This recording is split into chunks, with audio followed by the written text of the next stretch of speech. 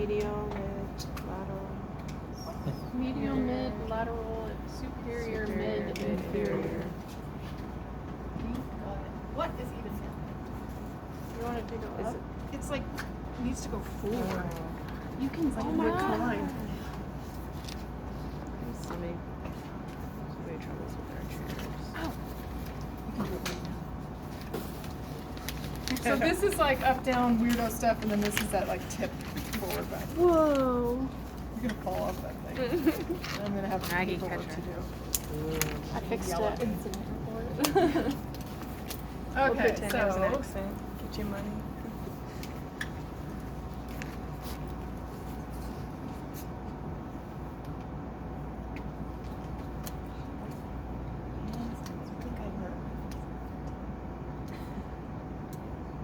good enough. It's like web, have like web fingers.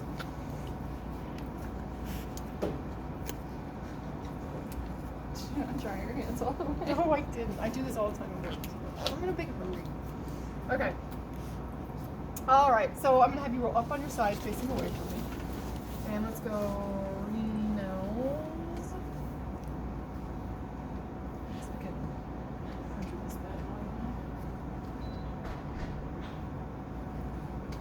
boy. All right. So I usually roll my patients. So think about our protocol. We've done IBC, aorta, prox, mid, distal, pancreas in a couple views. Then we did our sag panc, sag left liver lobe, medial, mid, lateral, mid with a, or midline with a caliper, dome, vessel land, panc land.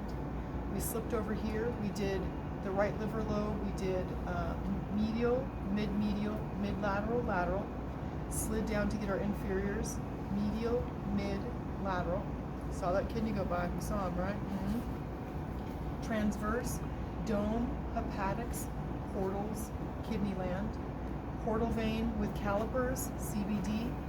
Intercostally, we're going to do our portal vein with color. Sag gallbladder supine, transverse gallbladder in 3 planes supine. Then we're going to roll our patient LLD. Then we're going to do our sag gallbladder again, transverse gallbladder again, and what an opportune time to do our right kidney. Beautiful.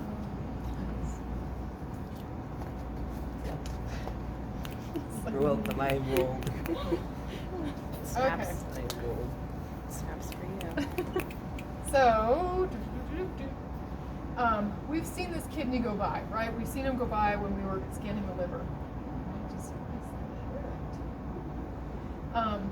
The tricky part is we want to make sure that we have them in length without rib shadows. So we end up going big breath in and hold it. We would love to use this window, but we have bowel gas there. So how am I going to move to reduce that bowel gas? We have lateral and posterior, so we're just going to kind of creep back here. I went past a rib, and as I scan, go ahead and breathe if you need to. As I scan back towards that kidney, I'm running into a rib. So I'm going to pull away from that rib to scan back towards it. Go ahead and breathe. So that way I can get that kidney in its entirety without running into that rib. So let's go down. Okay, so our longest length. So we're going to do kind of a clockwise, counterclockwise. So if you can kind of see, oh, that's the longest length of my top. Here's the longest length of my bottom. So we can kind of determine clockwise, counterclockwise exactly where, go ahead and breathe, exactly how much length I have out of this kidney. Feeling cool so far? So we're going to add our calipers. We want to do the longest length overall. So we're going to have caliper 1 at the superior portion, caliper 2 at that inferior portion. We're going to go straight across. One thing I've noticed specifically about right kidneys is they seem to have a longer distance towards the posterior, or don't worry about that, towards the bottom of our image than they do towards the top. So don't be afraid if your calipers are a little bit lower on the kidney. So there's our next image. Now where are we going? I don't think you to that. Let's try to get, go ahead and big breath in. Okay, let's get our Is there a bait? Oh my god. What's happening? Go ahead and breathe. What was that? A baby. It's like one of those fake babies. A real baby felt. Yeah. Okay, go ahead and big breath in and hold it. Okay, so let's get back to our kidney here. So we have our longest length. We're gonna breathe. We're gonna take our caliper. Oh, caliper. Set. Set.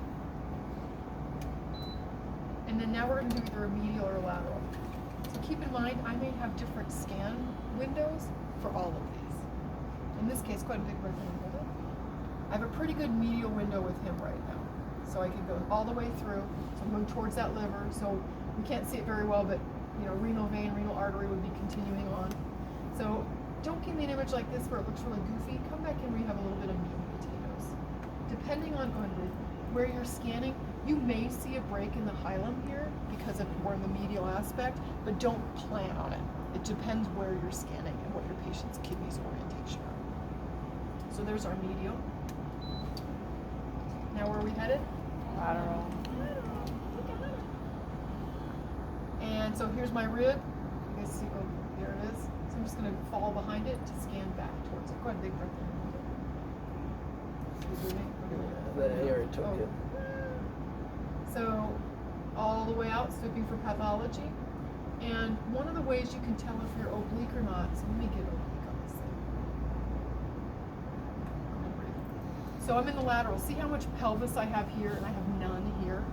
So that's one of the ways that you can determine whether or not you're oblique, is it should be symmetrical pelvis. You could have no pelvis, that's fine, but as long as it's symmetrical. And lateral, sometimes it just looks like a big wall of cortex, which is fine with me. Just want to make sure it looks like a kidney. Okay, when you're ready, big breath. So here we are in that lateral aspect again. I'm going to go past that rib. Lower. So we're just going to cruise around our window here. Now we're going all the way out for pathology. Coming back. We're looking pretty symmetrical as far as our pelvis goes. And there we are. So that's our 3 views in sagittal. I have a quick question. For the exam, do you care if we do like lateral, medial, inferior? Do you have to do it in exact order? Or is it like? As long as you get all of them, Okay. in, like at once. You don't want to go like sag, transverse, and sag. So as long as you Yeah. got them together. Yeah, Okay. because some people do like medial measurement, lateral. You know what I Okay. mean? It just looked on here. I was like, it was like lateral, medial, inferior. So I Yeah, was like, that's just the way I kind of think about it. All right, so where was that really good window where we saw that transverse kidney? Transverse right over the. So you guys are gonna be like, oh, look at me. Go to your spot. Go ahead and big breath in and hold it. Oh man, look how beautiful that is. Go ahead and breathe in too. Where is it? So it's over here. All right. So we've got that liver window. Sometimes you get some edge artifacts. So say I'm over here and I get some edge artifact. That tells me I need to go more medially. So go ahead and big breath in and hold it. Okay, she's Connor. Okay. Okay. When you're ready. Go ahead and big breath in and hold it. So here we are in dome land, hepatic land, portal land, coming into that kidney land. So these should look like a C. And if I'm oblique, see how this kind of extends over? Or if I'm oblique the other way, this one will, well, I can't even do it that way. But it will extend this way. So we want to make sure we're fairly even in our C. Go ahead and breathe. Okay. This is one of my sonographer picky moments. When we're in sagittal, if we measure, so say I'm out here and I measure from superior to inferior, and then I say I do the height on it. So I do that AP measurement. That doesn't work because then when you come in transverse, you're repeating that same measurement. So I do my width and my AP both in transverse, which is unusual. Not for the other organs. Other sonographers do this, but it's unusual as far as other organs get measured differently. and that's So- in the mid. The mid, yep, the C. So then, what I do in my mind is I draw an imaginary line. So we have that C. Draw an imaginary line between those areas of cortex. So I've got one in the posterior here, and I'm just going to go straight across. It may not be on cortex, but it's on my imaginary line between these two. Does that make sense? And then we're going to set that guy, and then we're going to go somewhat 90 degrees. It may not be perfectly orthogonal, but somewhat 90 degrees to get that widest width. Inside to inside? Well, like very edge to very edge. So like it's like right on the edge of that parenchyma. And so you'll see sonographers out in the real world, and they'll do the sag, and then they'll do that top to bottom. And I think in our PowerPoint we had one that went by like that. But then when they switch scan planes to do the C, they're remeasuring the same spot. And typically, these should measure within about half a centimeter of each other. Sometimes you get some real pancaked kidneys and you're like, okay, obviously this isn't gonna be right. But these aren't perfectly circular, but it should be somewhere in the realm of being an even measurement. If you're getting one that's excessively longer than the other, you're probably oblique, or your patient's, got problems. Kind of circus monkey or something. Okay, so next up, where are we going? Superior. Yep, superior is also really easy to get from the scan plane. Go ahead and be right there. So coming in, so into that liver, we're coming into kidney land. So this is the very top of that kidney. As we move in, we could have a little bit of pelvis in there. That's not going to hurt anybody's feelings. So we could do something like this, or we could do something where we had it a little bit just the cortex. Doesn't matter to me. Well, I don't know where that. But the superior and inferior should both be like closed circles. Absolutely. That's how I know you're in the superior or the inferior. Because if it's like open at all, I'm like, hey, how do I know you're not in the superior or inferior? One thing we want to make sure is that we're clearing out our borders, right? And when we get down to this inferior, sorry,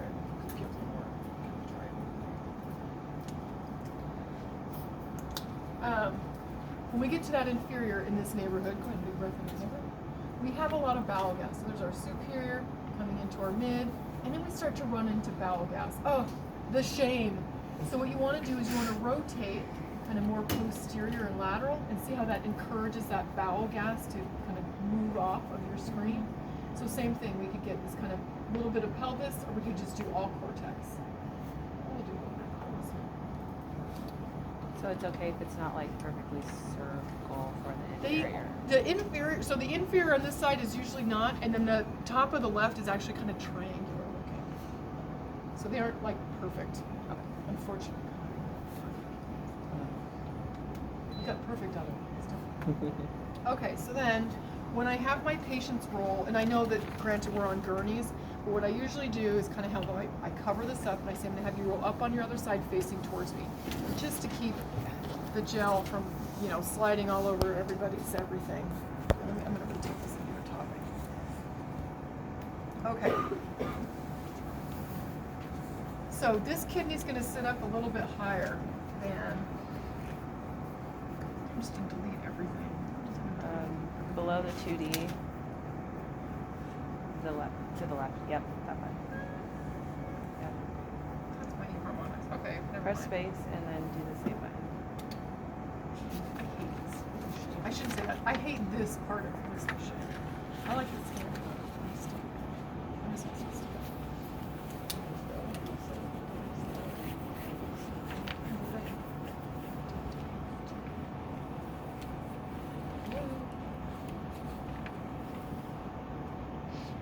Okay, so now we're going to do sag left kidney.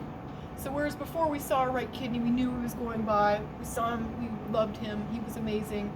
Left kidney is going to sit a little bit higher, and they seem for some reason to look a little bit rounder and a little bit fluffier.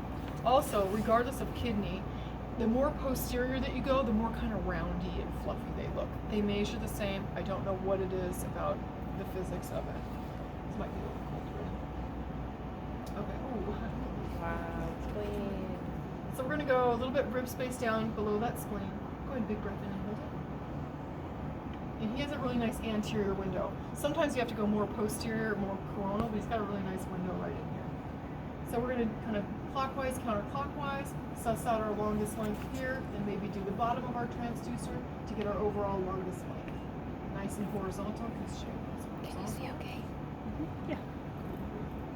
And there is our sag left kidney. Now I'm true coronal here, which we didn't have last time for the right.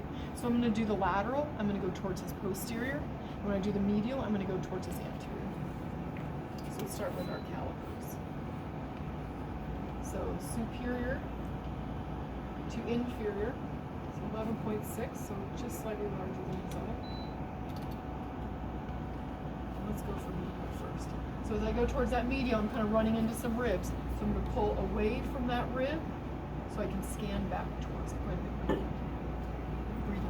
What are you doing? Let's move. So as I go through, this is all the way medial. But it looks terrible, Shea. I know it does. So we're going to come back where there's a little bit of news. Give me a little bit of news. So there's our medial component. And then we're going to go lateral. It actually has a really nice window. Nice scan window. Hint, hint. Your abdomens are coming up. Nice renal scan on the left. So we could go all the way out. So I'm going towards this posterior for that lateral. Coming back a little bit so we could have just a ball of cortex.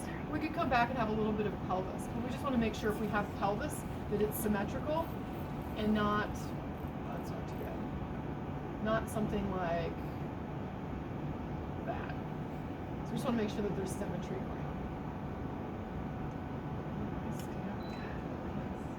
on. Okay, so who's up next here? What do we got? Transverse. So we're going to switch 90 degrees to our scan plane. So see how troublemaking this guy can be. This is superior. Okay, so we're just going to try to find a nice little window here. So here's this inferior. So go ahead and big breath in and hold it. Let's see how it breathes me that mid. I'm going to breathe for me too. This annotation button comes on all the time.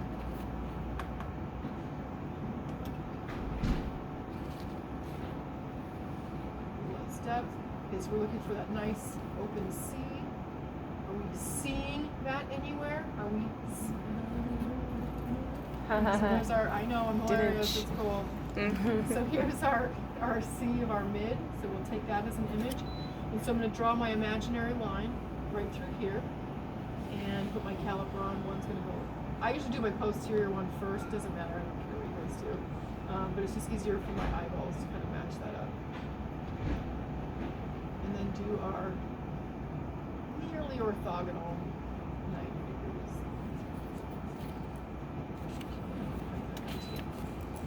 Okay, so next up, we can either choose to do the inferior or the superior. He's got a really nice window here for inferior, so I'm just going to, while I'm sitting here dealing with it, I'm just going to go ahead and do the inferior.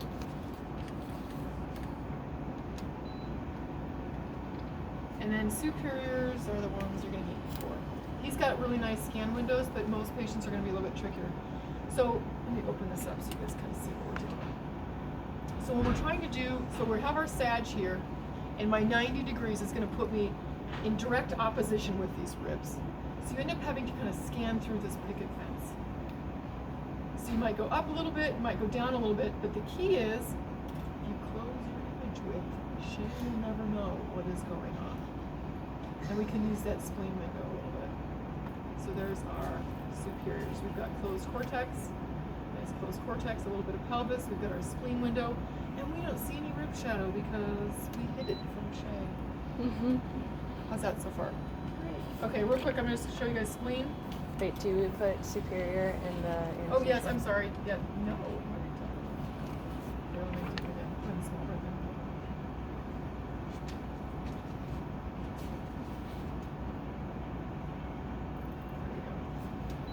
there. Okay, so next up we're going to do some spleen.